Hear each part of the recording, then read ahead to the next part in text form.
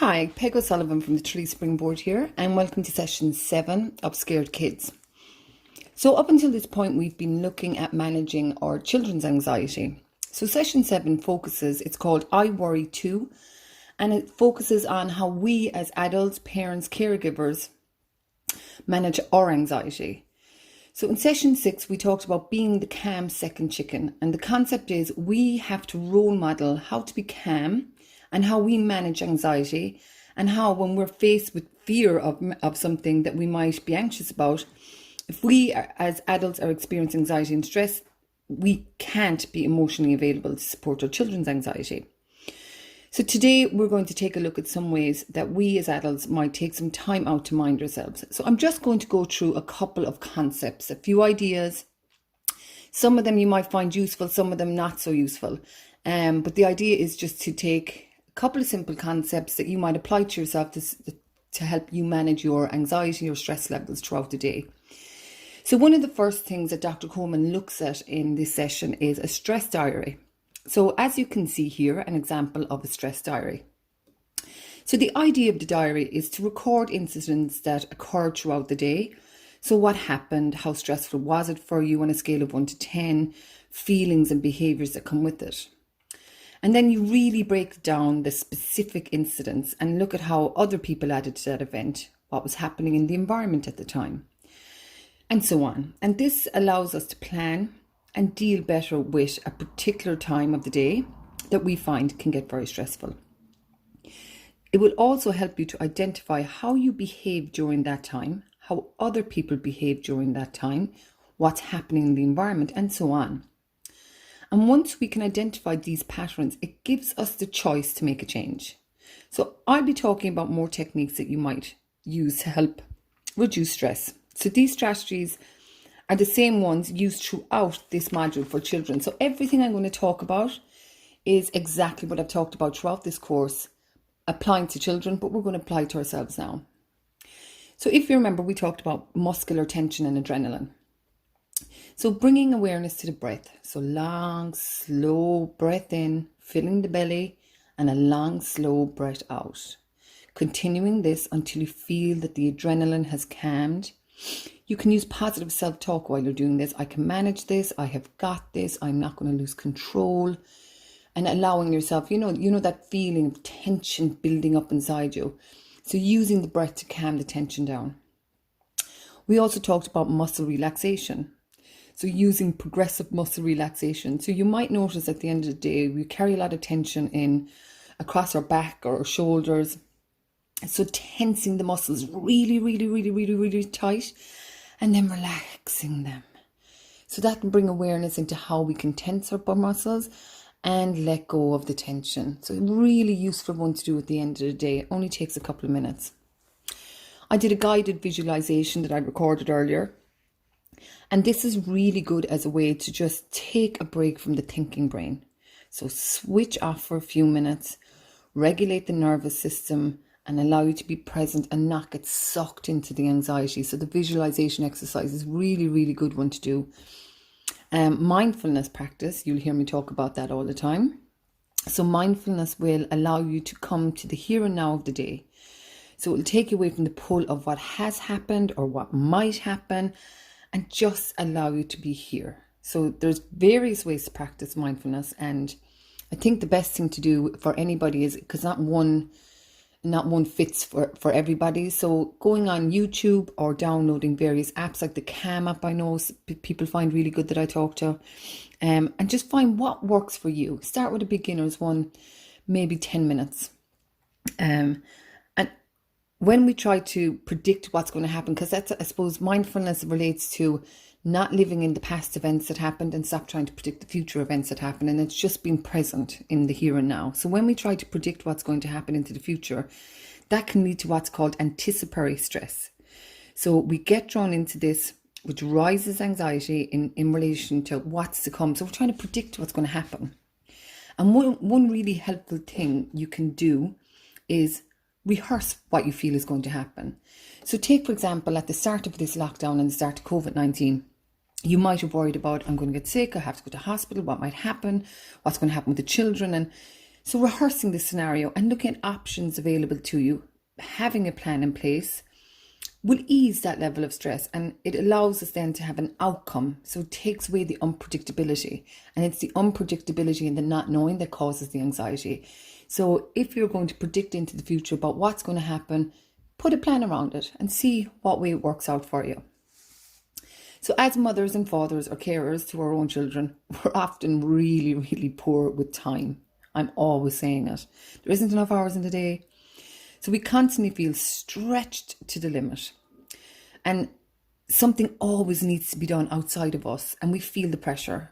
So prioritizing our time and picking areas to focus on can be really helpful. I struggle with this, I'm not going to lie, but I have tried to prioritize in the past, and I still do it today. And you know what? I find when you let go of the little things and prioritize, you actually do free up your own time. So you focus on what's my priority, what is important for this, for today, for right now. And if one area has less importance, then pull back and focus on more important areas. And don't get stuck into projects until you have planned how big is this project going to be, how long is it going to take. Have your facts and your figures, because there's nothing worse than getting stuck into a project and realising halfway through, oh man, I didn't plan for this, and getting completely overwhelmed. You're just going to end up stressing yourself out completely. So an example of focusing on priorities is, so think of a busy evening, a very simple one, a busy evening, trying to organise dinner, the children are tired, you're tired.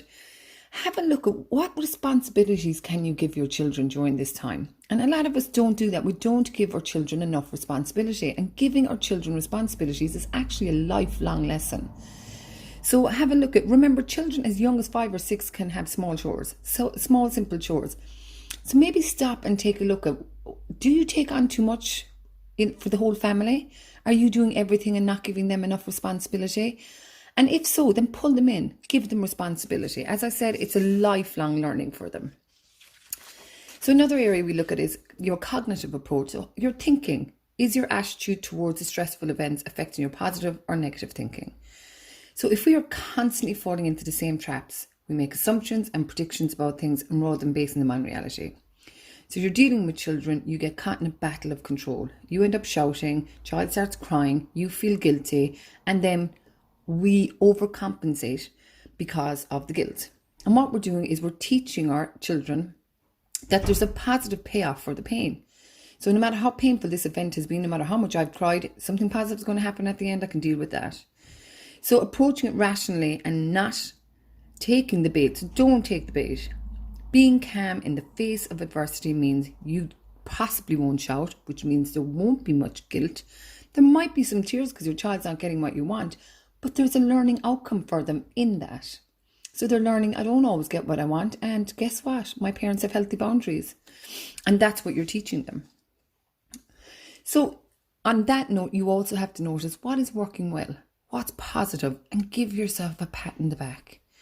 When you have achieved something, take a time out, sit down, have a cup of tea, read a magazine, whatever it is you want to do, and just reward yourself that little bit when you've achieved something, okay?